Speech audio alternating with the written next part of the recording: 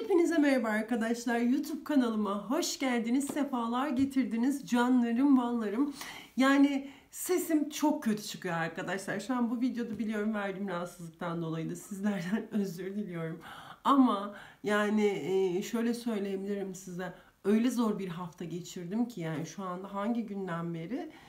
Pazartesi gününden beri arkadaşlar. Pazartesi gününden beri bugün cuma, yani şu 5 gün 5 yıl gibi geçti, öyle söyleyebilirim. Dehşet bir salgın var, ne olur çok dikkat edin.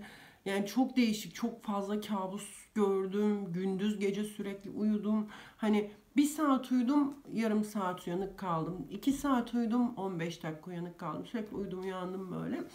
Çok zor gerçekten, o yüzden çok dikkat edin ne olur. Yani salgın varmış artık, korona mı oldum, influenza mı oldum? Ne oldum ben de bilmiyorum. Ya da sadece bir soğuk algınlığı mı? Hani çok mu yordum kendimi 4 gününe? Çünkü arkadaşımın yanına gittim İstanbul'a. Bayağıdır görüşmüyorduk. Yani arkadaşlar o 4 gün hani o bir buçuk aylık görüşmemenin acısını çıkartalım dedik. 4 gün gündüz gezdik, gece ayrı gezdik, gündüz ayrı gezdik. Onun sonucunda arkadaşlar 5 gündür hastayım ve yani şu anda hala hani boğazım falan acıyor zaten ama artık yavaş yavaş da toparlamaya çalışıyorum kendimi. Bugün canlarım neyse güzel şeyler konuşalım diyorum ama dizide de pek de güzel bir şey oldu yok ki. Bölümü izledim. Arkadaşlar gerçekten çok sıkılarak izledim yani. Dizi aslında bir tane yorum vardı, bir takipçim burada, hatta YouTube'da galiba yazdı. Şey yazdı arkadaşlar bana, işte abla sen de ne istiyorsun, öyle yazılıyorlar beğenmiyorsun, böyle yazılıyorlar beğenmiyorsun dedi. Hani baktığımda neyi istediğimizi mi bilmiyoruz acaba diyorum, ya da işlenen konuyu beğeniyoruz, çekiş şeklini beğenmiyoruz çok uzattıkları için mi, ya da çok tilt ediyorlar bizi bazı konularda, onlara sinirleniyoruz, kökten bir şey eleştiriyoruz. Bilemiyorum. Ama dizide çok köklü değişiklikler olacak arkadaşlar. Hepsinden bahsedeceğim. Bugün böyle bayağı bir araştırdım. Ay, diziyi de izledim işte.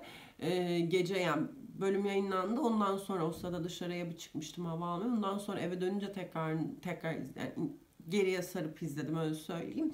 Dizide de güzel şeyler yok ama şöyle söyleyebilirim arkadaşlar. Yani neyse, videonun başında söylemeyeyim. Girişi daha fazla uzatmıyorum efendim.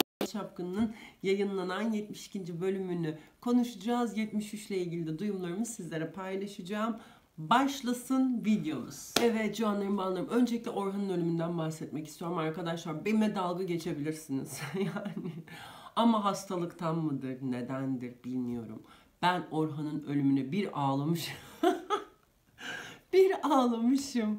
Ya arkadaşlar, yani hatta şu videoyu başlatmadan önce öyle spoiler buldum. Sonra son dedim bir bakayım, bir iki sahneye tekrardan bakayım dedim, işte bu YouTube'daki kısa videolarından baktım. Tek Orhan'ın o son sahnesi, işte o Halis'in kucağındaki o şey vurulduktan sonra, işte hani dedi ya çocuklar babalarını seçemezmiş ama ben seçme şansım olsa yine seni seçerdim baba, dedi ya Halis'e. Ulan Halis, bir utan ya. Yani hani Halis'e gerçekten dedim, bir utan be adam. Bir şu kadarlık bir utanma duygusu olsun ya. Yok yani, neredeyse suçu hattuşa atacak yani, hani Orhan'ın ölümüyle ilgili. Hani gerçi bunda hani o suçlu bu suçlu diye aramak da bilmiyorum ne kadar doğru. Evet, tabii ki de insan canı havliyle suçlayabilir insanları. Okey, hani herkes bunu yapardı. Bu ölüm acısı bambaşka bir şey arkadaşlar, onu da söyleyeyim size. Yani ben de babamı kaybettim. Hani insan, ya konuşmak için bir şey yapmak, bağlamak istemiyorum çünkü bu hepimiz için çok hassas bir konu, ama hani şunu söyleyebilirim. Yaşarken gerçekten sevdiklerimizin kıymetini bilmemiz lazım. İşte hatta şu an bile o videoyu izlerken hani gidin annenize sarılın, babanıza sarılın, kardeşinize sarılın. Yaşayan en yakın sevdiğiniz kimse ona sarılın, uzaktaysa onu sevdiğini söyleyin. Hani insan bir kayıptan sonra kalanların hani kıymetini bilmesi gerekiyor gibime geliyor bana, bilmiyorum. Fuat'ı kaybettikten sonra anlaması gerekiyordu, anlamadı, gitti şimdi Orhan'ı kaybetti. Halis'e kalsa hala anlamayacak. Yani hani bilmiyorum yani, çünkü her zaman daha kötüsü vardır her acının, hani onu diyebilirim. Her zaman bir acının daha kötüsü vardır. Hiçbir zaman hani daha kötü ne olabilir ki diye düşünmemek gerekiyor. Hani bir sevdiğin değil, ikisini kaybetmek var, üçünü kaybetmek var, çocuğunu kaybetmek var. Bana işte çok daha farklı bir şey yani. Tabii ki Allah bilir ama Allah kimseyi hani ölüm acısıyla sınamasın diyorum. Ya da Allah herkese sıralı ölüm versin diyorum. Bilmiyorum çünkü evlat kaybı bambaşka bir şeydir. Ama çok ağladım arkadaşlar. Ben hani sanki o an orada onu yaşayan benmişçesine ağladım. Gözlerimden yaşlar aktı aktı aktı. Halise de Allah akıl fikir versin. Gitti ifakati şirketin başına getirdi yani adam. Ya insan bir akıllanır ya, bir akıllanır. Yani Ferit'e yani şu an onun şey olması lazım. Hani kalan sevdiklerini işte Ferit Gülgün, işte karısı Hattuç. Hattuç'a da helal olsun bu arada arkadaşlar. Oraya da geleceğim. Tak tak tak her şeyi çözüyor yani. Hani onun şu anda Halis'in yani gerçekten kalan sevdiklerinin kıymetini bilmektense gidiyor. Gerçi Fuat'ın ölümünde ne dedik? Fuat öldükten sonra Orhan'a yüklendi. Ulan dedik senin torunun öldü. Yani evladına daha ne yapıyorsun? Diğer oğluna Ferit'e daha ne yapıyorsun dedik. Halis yaşadıklarından ders alabilen bir karakter değil. Buradan çıkarmamız gereken her şeyde olduğu gibi buradan da bir ders almamız gerekiyor arkadaşlar. Yaşadıklarımızı tecrübe edip öyle önümüze bakmamız gerekiyor. Yaşadıklarımızı tekrar yaşamamak adına ders almamız gerekiyor. Buradan ben sadece bu sonucu çıkartabiliyorum. Halis asla ve asla yaşadıklarından ders alan bir karakter değil. Orada bile gelirken Orhan'a söylene söylene geliyordu. Şak diye kucağında çocuğunun ölüsü. Mesela yani. Çok sinirliyim maalesef. Ama yani gerçekten hani birini kaybetmişçesine o an Hüngür Şakır neydi Taro Emir de oyuncunun adı. Kaya. Ne diyordu? Suna Hüngür Şakır ağlıyor. Oranın ölümünün sahnesinde arkadaşlar Hüngür Şakır ağladım hasta halimle. Zaten boğazım burnum her yerim tıkanı. Daha da tıkandı yani. Bölümün sonundan önce bir yorumlamak istiyorum arkadaşlar. Spoiler'ı ara ara vere gideceğim. Şimdi bizim Kont Ziya'mız geldi. Dizisi bitti geldi. Bizim dizimize geldi. Onun bu diziye dahil olacağını ben size kaç bölüm öncesinde söylemiştim. O gün bugünmüş arkadaşlar geldim. Ferit'e dedi ki işte sevdiklerinden vazgeçebilecek misin? Ya Ferit zaten sevdiklerini koruyabilmek ve sevdiklerine daha fazla zarar gelmemesi adına bu yola baş koymadı mı? Yani Seyran'dan vazgeçebilecek misin diyor. Orada Ziya tamamen Ferit'i denemek, test etmek, kararlılığını görmek adına sorduğunu düşünüyorum kesinlikle. Çünkü zaten Ziya'nın da karısı, çoluğu, çocuğu, torun, torba hep birlikte o dizide değiller miydi? Olduğu dizinin de adını unuttum. Neydi o dizinin adı ya? Her neyse bitti gitti zaten. Yani o zaten kendi oynadığı dizide şeydi yani ailesiyle birlikteydi ve Ferit de zaten ben aileme daha fazla zarar gelsin istemiyorum. Bu sebepten dolayı kimsenin bize yanaşacağını, yanaşmasına cesaret edemeyecek kadar cümle kuramıyorum. Güçlü olmak istiyorum dedi ve bu yola baş koydu. Ziya amcasının yanına gitti. O sebepten dolayı orada Ziya Kont işte Ferit'in kararlılığını ölçmek adına bu soruyu sorduğunu düşünüyorum arkadaşlar. Ayrıyetten ne olabilir işte? Yani gözü karalığını görmek istedi. Kararlılığını görmek istedi. Bir ikincisi cümlemi unutmuşum onu tamamlayayım.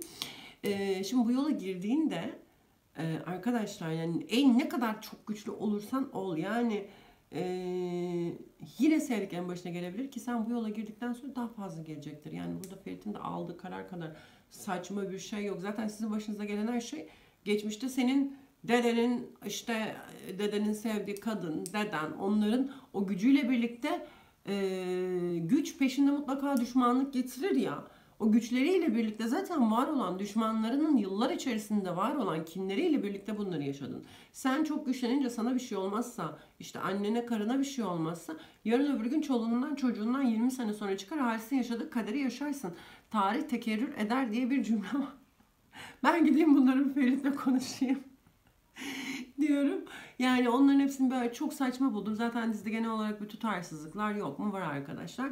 Pelin'e gelelim. Pelin'le Ferit'in inşallah son sahnesidir. Son olduğunu düşünmüyorum. Son final bölümünde de illaki bir sahne iki sahne göreceğiz. Çünkü neden?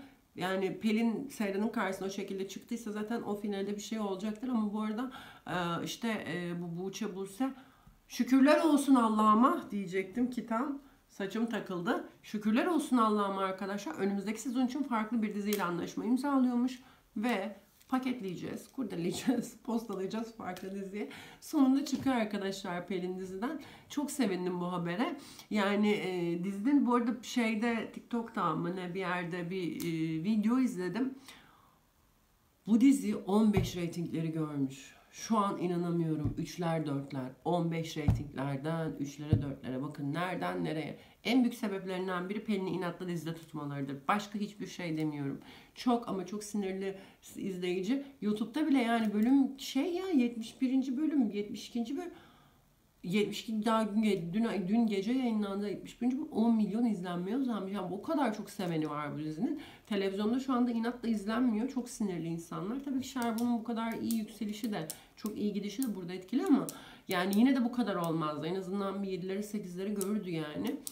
Felaket durumda Pelin'i acilen çıkarmaları gerekiyor. Zaten söylemiştik finale kadar, sezon finaline kadar adam akıllı göremeyeceğiz. Sezon finalinde bir iki göreceğiz ondan sonra gidecek diye. Şükürler olsun yeni bir diziyle anlaşma imzalamış. Pelin karakteri de gidiyor arkadaşlar. Seyran'ın hastalığını Ferit hala öğrenmedi. Saçmalık. Bakın koskocaman bir saçmalık, başka hiçbir şey ama hiçbir şey değil. Dizide Seyran'ın hastalığını Kaya öğrendi, Suna öğrendi, Tarık biliyor, Saffet biliyor, o mevzideler, o bölgede zaten doğal olarak doktorlar biliyor, işte Suna biliyor. Bir tek Ferit öğrenemedi. Yani çok ama çok saçma. Zaten bakın tutarsızlık nereden geliyor? Ferit zaten o Suna'nın hüngür hüngür ağlaması, onun yanından ayrılması, o Saffet'i konuşturmadan bırakmazdı. Bakın konuşturmadan bırakmaz Ferit. Hiçbir şekilde ama hiçbir şekilde. Bir de insan biraz sevdiğini tanır. Yani Seyran gelmiş işte Londra'ya gidelim. O adamın babası daha yeni ölmüş. Daha 40'ı çıkmamış yani. Seyran bunu Ferit'e söyle. Yani Ferit buradan da şüphelen.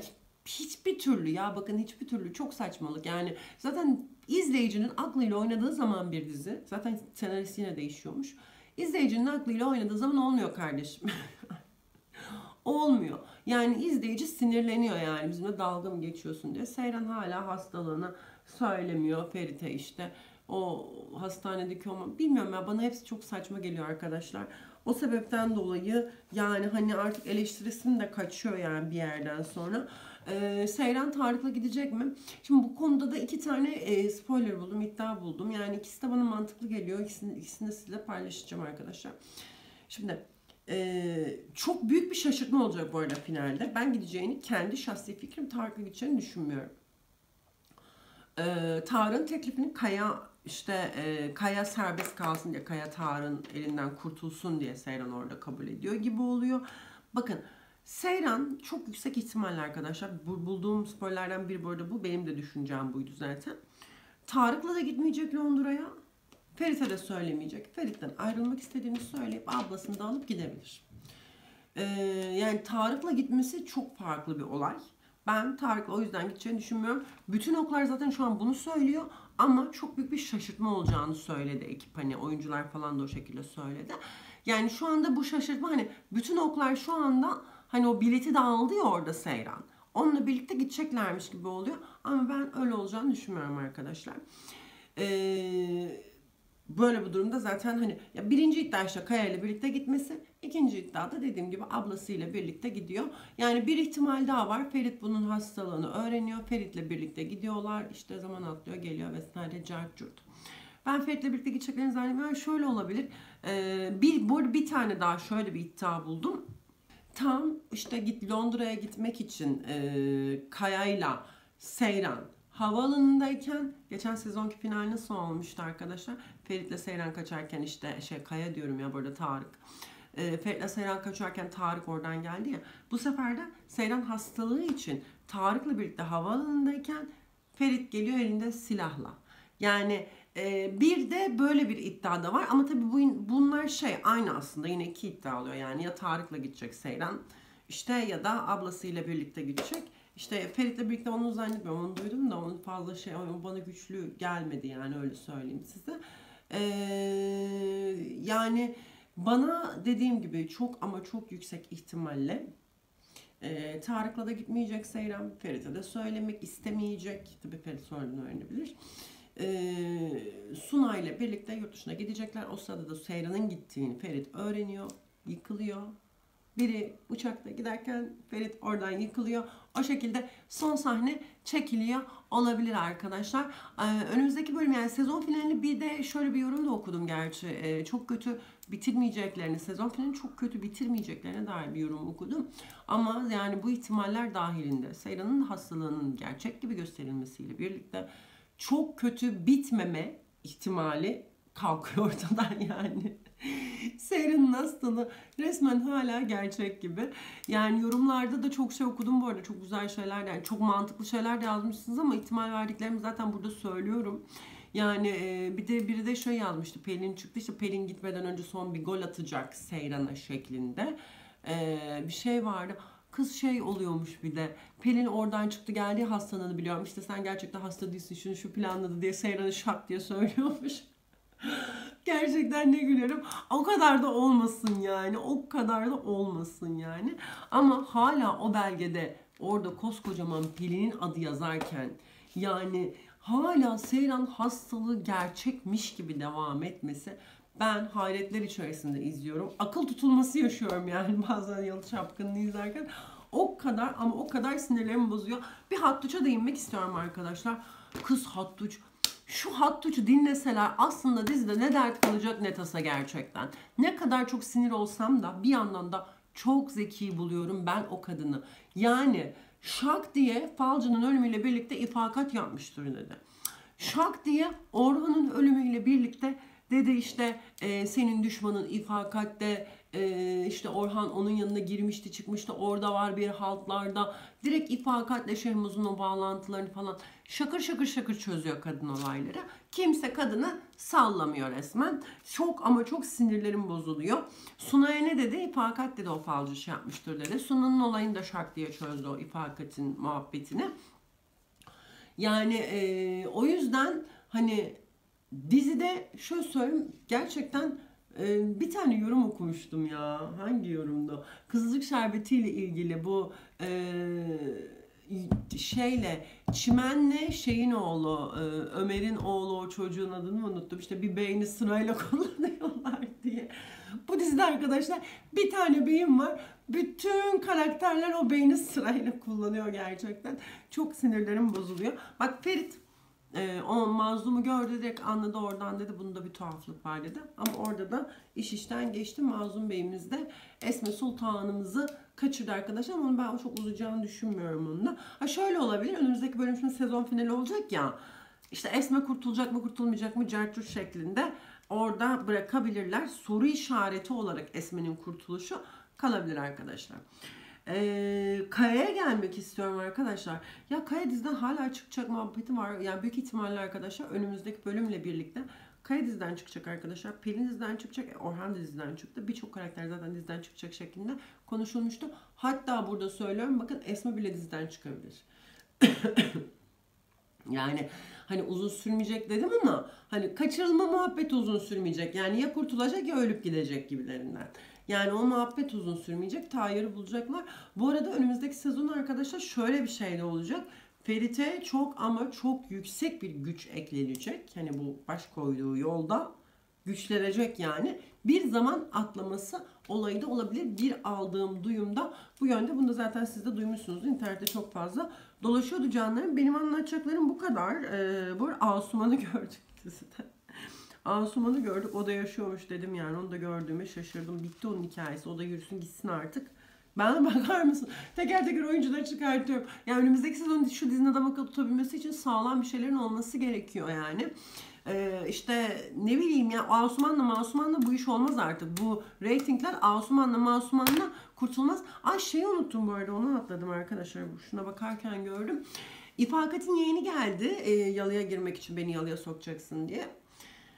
Okuduğum bir habere göre aldığım bir duyuma göre İfakat'in yeğeni Ferit'e yanlayacakmış arkadaşlar. Ferit'e yanlasa bile Ferit o kıza bakmaz. Pas vereceğini düşünmüyorum. Ama yeni bir Pelin vakası ya da ne bileyim neydi o yeni bir Nevra vakasına dönebilir. Bir de aynı çatı altında çok daha büyük bir kriz olacaktır. Bir diğer daha notlarımı atlamak istemiyorum. Bir diğeri de arkadaşlar Seyran'ın bir baş dönmeleri falan oldu biliyorsunuz ki. Burada da bizim minnoşumuz Junior Korhan'ımızın haberini alabiliriz arkadaşlar. Büyük ihtimalle Seyran'ın da hamilelik haberini alacağız. Çocuk düşebilir bu arada, öyle bir muhabbetler var ama düşmesin ya. Ama o hastalıkta da o çocuk nasıl doğacak, o da olmaz. Yani Seyran madem tedavi olacak, nasıl olacak hamileyken? O da mümkün değil. Neyse, onu göreceğiz ama hamilelik haberini de alabiliriz. Canlarım, ballarım, benim anlatacaklarım bu kadar. Sizleri çok seviyorum. Buraya video çekmeyi çok özlemişim ama gerçekten bu videoyu bile, yani şu saçımı başımı toparlayıp yüzümü iki böyle sürdüm. Onu bile gerçekten yani şey gibi hastalık. 2 dakikada konuşalım, hemen kapamayayım. Böyle hani iyi gibi oluyorum ya, bir gün iyi oluyorum, bir gün kötü gibi oluyorum. Çok değişik. Boğazlarım dehşet bir şekilde acıyor. Sürekli burun spreyi, boğaz spreyi, gargara. Dehşet bir şekilde. Antibiyotik kullanmadım. Antibiyotik kullanarak iyileşmek istemiyorum. Serum bile hiç almayacaktım ama dün değil evvelsi günü, yani 2 gece öncesinde dayanamadım. Gecenin yarısı tekrardan taşınınca artık evdekilerin de zoruyla mecburen arkadaşlar hastaneye gittim. Bir kere serum aldım yani. Ama gerçekten çok dikkat edin. Yani şu an bile mesela hani tamam okey, hava çok sıcak ama havanın sıcaklığından değil de böyle içten içe bir yanma, terleme gibi bir durum var. O yüzden bir salgın var canlarım. Çok ama çok dikkat edin. Havaların sıcağına kanmayın. Şu anda dehşet bir şekilde salgın var. Ne olduğunu bilmiyorum. Kızılcık Şerbeti'nde o Nilay, o fragman. Yani Kızılcık Şerbeti'nde video çekmenin anlamı olmuyor arkadaşlar. Ben videoda çekmek istiyorum onu aslında. Ama yani fragmanda zaten her şeyi görüyoruz gibi yani, hani şimdi bir tane daha fragman yayınlayacak, zaten o 3 tane fragman yayınlıyor. 3 fragmanda selamun aleyküm, yani ben bölümü izlemesem de diziyi çözüyorum yani. İzliyorum onu da, seviyorum yani, severek izliyorum ama ay o Nilay Görkem'i nasıl gümletiyor arkadaşlar, nasıl patlatıyor, Allah'ım Allah'ım. Yani Görkem'i görünce yılan başı görüyorum, böyle arkasından yılanıyla birlikte ortaya çıkıyormuş gibi. Ama Nilay'ı biliyorsunuz ki çok seviyorum kendisini, çok bayılıyorum kendisine, bam bam bam yani. Direkt şöyle kartları sıradan diziyor. Fatih gırtlaklamak istiyorum arkadaşlar. Gerçekten Nilay'ın bir repliği vardı. Bu dünyada güvenilmeyecek erkekler listesi diye. Bir, aşkına sahip çıkamayan Behlül. İki, işte nikahta şeyi terk eden, Ela'yı nikahta terk eden Doktor Levent. Üçüncüsü de bunun Fatih dedi ya arkadaşlar, o üçüncüsü de gerçekten işte o Fatih Hünal yani. Nilay'ın repliklerine falan bayılıyorum. Kızlık Şerbeti şu anda çok iyi gidiyor canlarım. Magazin videolarını biliyorsunuz ki başlamıştım. Videolarımı izleyin. Onları tekrardan başlayacağım. Şükürler olsun ya. 2 haftadır video kanal görmüyordu. Bu videoyla birlikte kanal video görecek. Videolarıma dönüyorum. İyileşiyorum canlarım, ballarım. Sizleri çok seviyorum. Bulduklarınızı lütfen yorumlara yazın. Ben de sizlerden yeni bilgiler öğrenmek istiyorum. Abone olmayı, yorum yapmayı unutmayın. Sizi çok ama çok sevdiğimi de unutmayın. Kocaman öpem. Bir sonraki videoda görüşmek dileğiyle. Hoşçakalın.